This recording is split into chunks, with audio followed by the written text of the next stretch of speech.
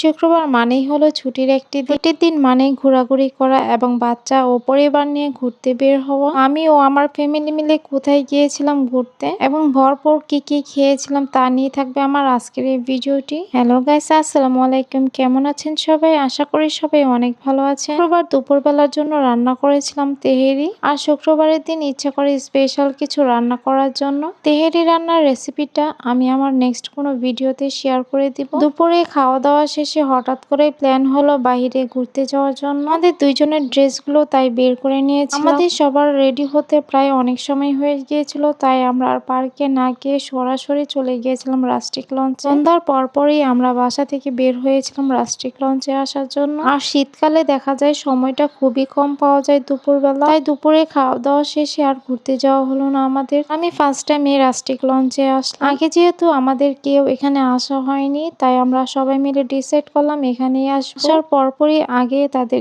Indoor ও outside এরিয়াটা ঘুরে ঘুরে কিছু ভিডিও ক্লিপস করছিলাম এবং কিছু সুন্দর সুন্দর ছবিও তুলেছিলাম সবাই। আর যেহেতু আমরা ফ্যামিলি মেম্বার অনেকজন একসাথে এসেছিলাম, আমাদের অনেক বড় একটা টেবিল প্রয়োজন ছিল। আমরা আসার পর ইনডোর সাইডে কোনো বড় টেবিল খালি পাইনি। আর এখানে আমি ছবি তুলছিলাম আর তারা দুজন মিলে আমাকে নিয়ে বলছিল আর কত ছবি তুলবে। ছবি তোলা শেষে এখন চলে আসলাম খাবার অর্ডার করার জন্য। আর যেখানে যাই না কেন সবসময় আমার উপরেই চলে আসে এই দায়িত্বটা যে কি খাবার অর্ডার করব। খাবারের মেনুতে অনেক ধরনের খাবার আইটেম আছে। আমরা অর্ডার করেছিলাম 2টা পিৎজা, 2টা বার্গার এবং একটা ক্যাপুচিনো। খাবার অর্ডার করার পর সবাই মিলে কিছুক্ষণ গল্প করলাম। যেহেতু খাবার আসতে একটু সময় লাগবে, তাই এখানে সবাই মিলে আমরা গল্প করছিলাম। রাস্ট্রিক লঞ্চ রেস্টুরেন্টটা দেখতে কিন্তু বেশ সুন্দর। এখানে আমি এবং আমার ছেলে কিছু ছবি বা ভিডিও তুলে নিচ্ছিলাম। আর এই রেস্টুরেন্টের প্রতিটি স্পেসই হলো ছবি বা ভিডিও করার জন্য একদমই পারফেক্ট। রেস্টুরেন্টের যে কোনো জায়গায় দাঁড়ালে ইচ্ছে করবে একটা করে ছবি বা ভিডিও করে নিই। আমি তো এই রেস্টুরেন্টে আসতে একটু লেটই করে ফেললাম। আপনারা কে কে রেস্টুরেন্টে আগে এসেছেন অবশ্যই কিন্তু কমেন্টে বলে যাবেন। আর আমার ভিডিওগুলো আপনারা কোন জায়গা থেকে দেখছেন, ময়মনসিংহের কে কে আছেন অবশ্যই কিন্তু বলবেন। আর আমি নেক্সট মান্থ থেকে কিন্তু টপ ফ্যানদের গিফট দিব, তাই বেশি বেশি আমার ভিডিওতে কমেন্ট করবেন। আমার ছেলে এখানে রাগ করে বসে আছে, সবার হাতে ফোন আছে, ভিডিও করছে, সে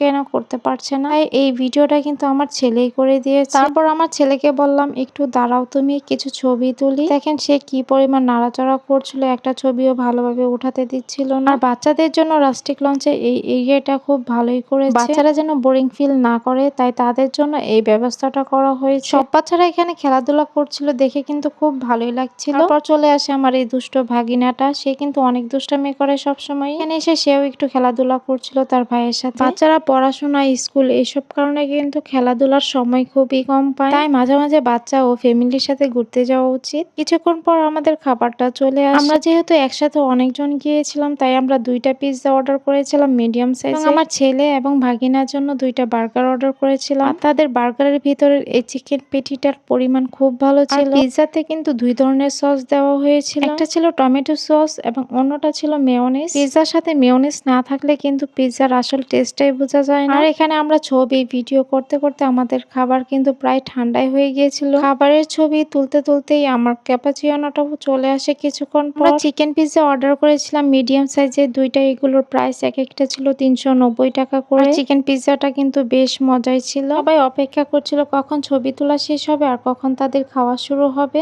আর এখানে তো সবার নজর আমার এই ক্যাপাচিনোর দিকে। সবাই পিৎজা খাওয়া শেষেও অপেক্ষা করছে কখন এই ক্যাপাচিনোটা খাবে। আর এখানে আমি ক্যাপাচিনোর ছবি ভিডিও তুলতে তুলতে আমার এই ক্যাপাচিনোটাই ঠান্ডা হয়ে গিয়েছিল। একটা ফানি সাউন্ডে ভিডিও করছিলাম, তারপর আমি এটার অরিজিনাল নামটাই ভুলে গিয়েছিলাম। যাই হোক, রাস্ট্রিক লঞ্চের সবগুলো খাবারই বেশ মজা ছিল। খাওয়া দাওয়া শেষে বাসার জন্য আবার কিছু খাবার পার্সেল নিয়ে এসে পড়েছিলাম। তো আমার আজকের ভিডিওটি এ পর্যন্তই। ভালো লাগলে অবশ্যই পেজে ফলো দিয়ে পাশে থাকবেন। ধন্যবাদ, খোদা হাফেজ সবাইকে।